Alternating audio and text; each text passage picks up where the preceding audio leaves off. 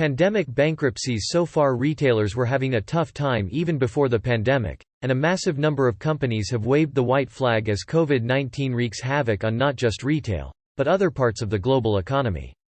Frances with Wolves. Frances McDormand made her way into the all-time great Oscars acceptance speeches Sunday night by howling like a wolf while accepting the Best Picture win for Nomadland. "We give this one to our wolf," 63-year-old McDormand, who also won Best Actress for her role in the film, said, before letting out a lupine howl. And while the surprise moment quickly garnered attention on social media, McDormand wasn't pulling a bit or being deliberately eccentric. She was shouting out the film's sound designer, production sound mixer Michael "Wolf" Snyder, who tragically took his own life earlier this year. Wolf, who had a history of depression, was found by his father David Snyder in his Queens apartment on March 1. "I'm sure it was difficult for Michael that he spent most of the last year alone in his small, Queens apartment, being responsible about dealing with the coronavirus," David wrote on social media. "He was certainly thrilled about all of the accolades for Nomadland, and told us many happy stories about his work on the film and the amazing people he got to spend time with," David added. Nomadland director Chloé Zhao, the first Asian American woman to win Best Director, had previously worked with Wolf on her sophomore feature from 2017, The Writer.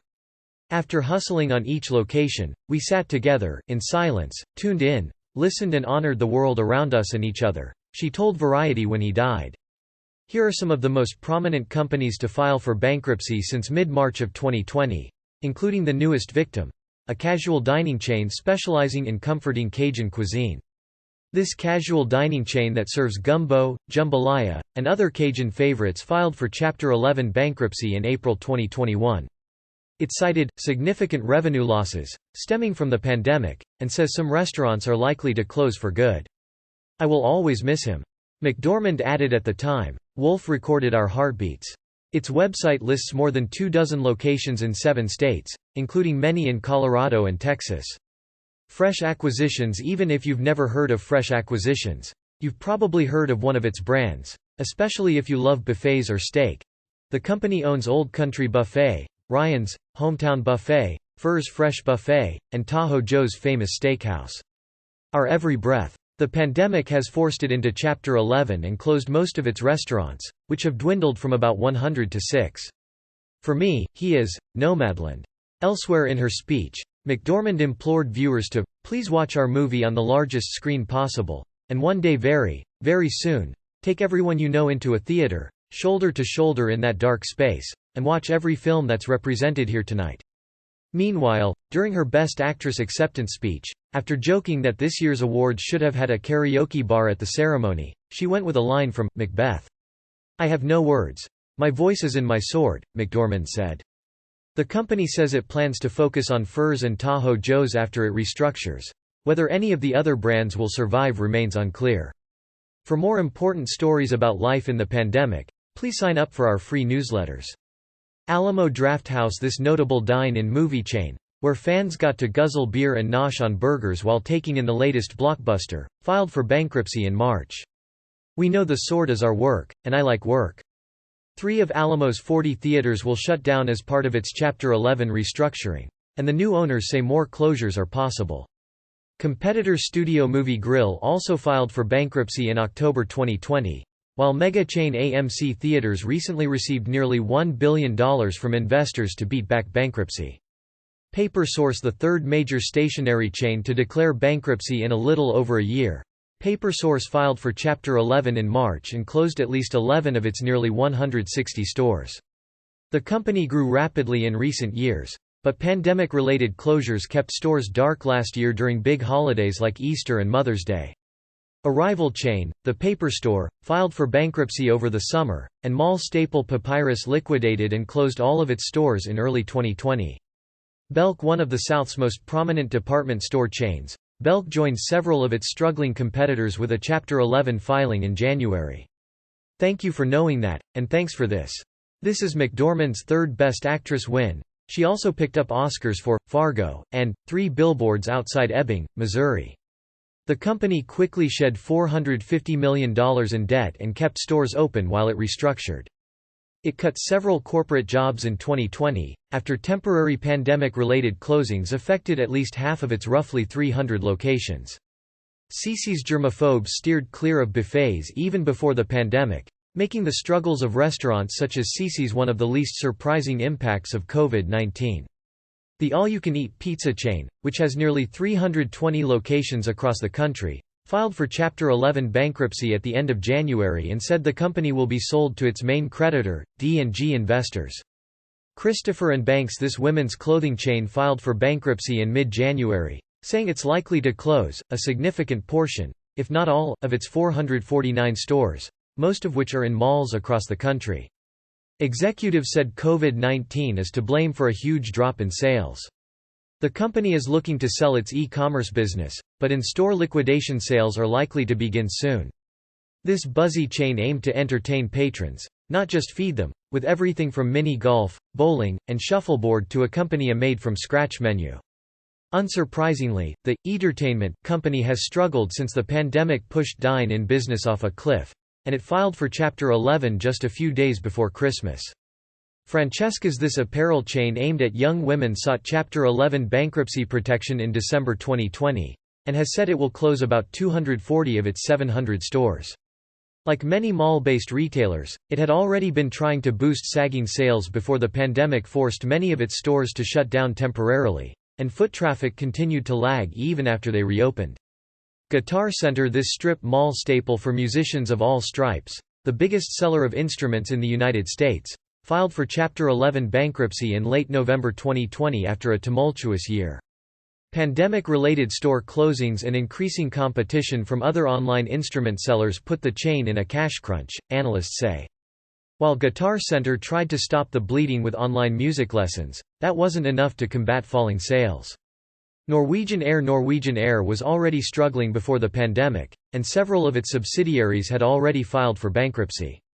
But it joined them officially in November 2020, filing for what amounts to a Chapter 11 equivalent in Ireland, and then the same in Norway in December.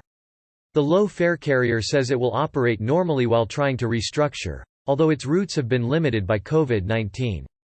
Friendly's, best known for its tempting menu of Fribble milkshakes and kid-friendly sundaes, Friendly's filed for bankruptcy in November 2020, its second filing in a decade. The chain of family restaurants last filed in 2011, shrinking from more than 400 restaurants at that time to 130 locations today. The company blamed COVID-19 for crushing its primarily dine-in business, but said most of its restaurants will remain open. CBL Properties, many mall-based retailers went bankrupt in 2020, so it makes sense that their landlords would start to follow. CBL Properties, one of the nation's most prominent mall owners, filed for Chapter 11 in early November, on the heels of tenants including JCPenney and Ascena Retail Group, owner of Ann Taylor and Lane Bryant. CBL owns more than 100 properties in 26 states, but said it expects malls to continue to operate normally while it restructures. Dinner and a movie are the classic night out, except, of course, during a global pandemic. Studio Movie Grill, a restaurant and theater chain, filed for Chapter 11 bankruptcy in October 2020 and drained almost all its cash reserves. Although the company was among the fastest growing in the theater business just 2 years ago, the pandemic led to a 3-month closing, and its footprint has since dwindled from 33 restaurants to 19.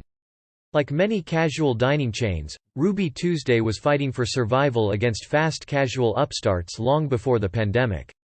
But COVID-19 made it nearly impossible to stay afloat, and the Tennessee-based company filed for Chapter 11 in October 2020. It recently finished restructuring and exited bankruptcy with 209 locations remaining, a significant drop from the 451 restaurants it had at the end of 2019. Itasugar, it was a sour year for Itasugar, a candy chain with about 100 locations across the country, many in tourist hotspots such as Las Vegas, Orlando, and Myrtle Beach. The company filed for bankruptcy in September 2020, saying the pandemic had tanked demand and sales. It also noted that it had received notices of default from the landlords of 49 locations. Yes, Sizzler is still around, and the pandemic isn't making it any easier for this throwback of a steakhouse chain to hold on. The company filed for Chapter 11 bankruptcy in September 2020, citing a huge decline in dine-in business and trouble negotiating rent relief with its landlords. It has closed 6 restaurants permanently. There are more than 100 locations, but most are franchise-owned and will be unaffected by the filing. Town Sports International, a parent company of prominent East Coast gyms including New York Sports Club and Town Sports International, says COVID-19 closings caused a substantial drop in revenue. It filed for Chapter 11 bankruptcy in September 2020 and reported that many of its more than 200 locations were still closed. Town Sports' other chains include Washington Sports Club, Philadelphia Sports Club, Boston Sports Club, and Lucille Roberts. Century 21, iconic New York area discounter Century 21 filed for Chapter 11 bankruptcy in September 2020 and closed all of its 13 stores, blaming the collapse on insurers' refusal to pay for losses it has suffered related to COVID-19.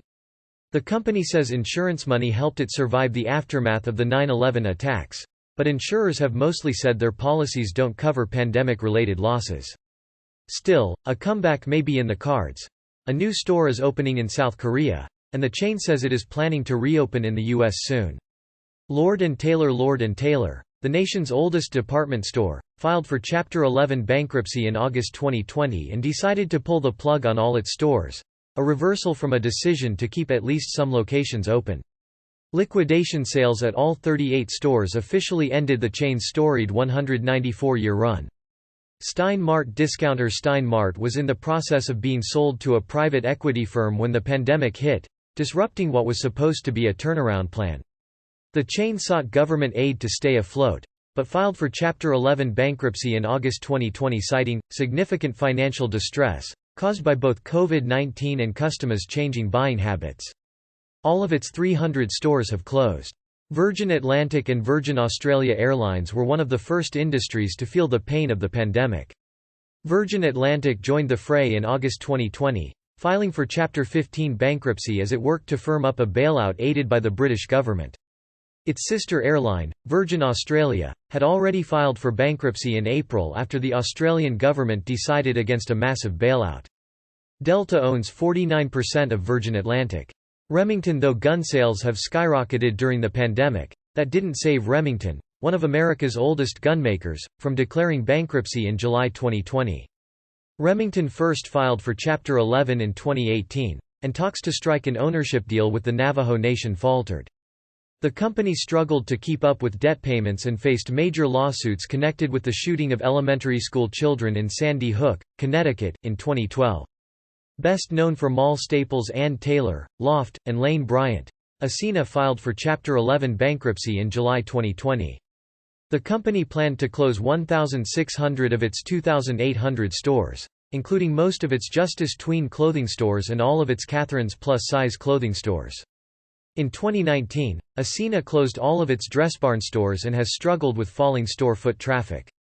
Muji, like many retailers, this Japanese home goods chain with locations around the world, saw its stores closed temporarily because of the pandemic.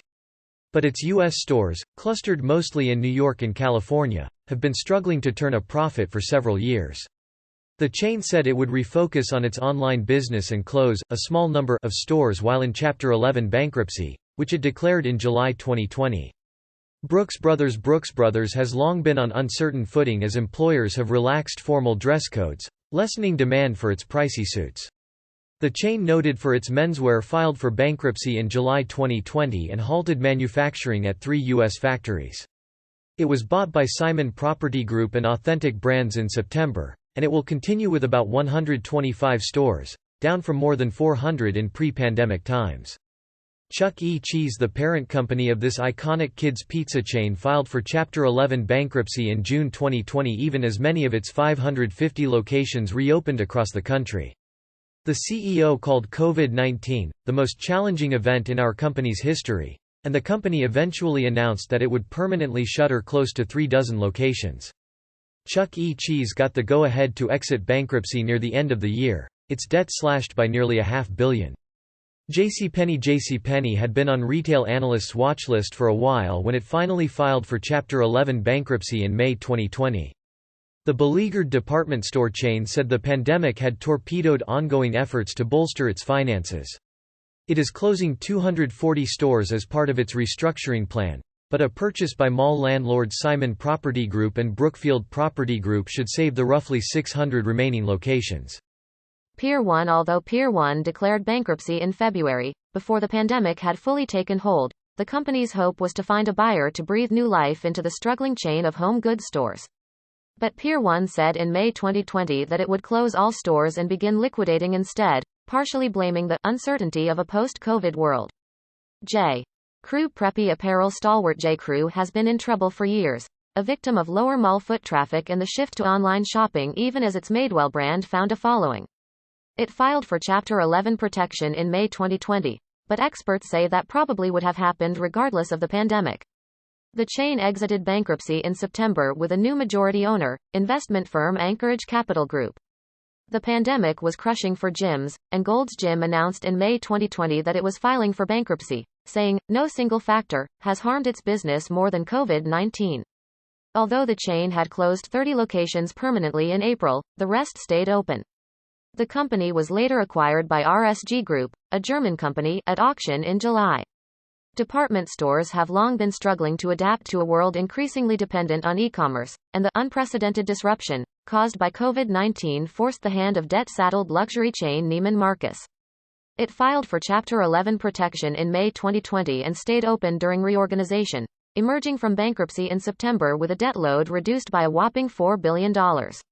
This parent company of well-known chains including Bealls, Goodies, and Palais Royal sought Chapter 11 protection in May 2020, a move being discussed before the pandemic. Although it initially sought a buyer, Stage was eventually forced to liquidate its more than 700 stores. Editor's note. A previous version of this story included an image of a store owned by Florida-based Bealls Inc., which is not affiliated with Stage stores. We regret the error. Although this footwear retailer announced in May 2020 that it had filed for Chapter 15 bankruptcy protection in the United States and was seeking similar relief in Canada, where it is based, and Switzerland.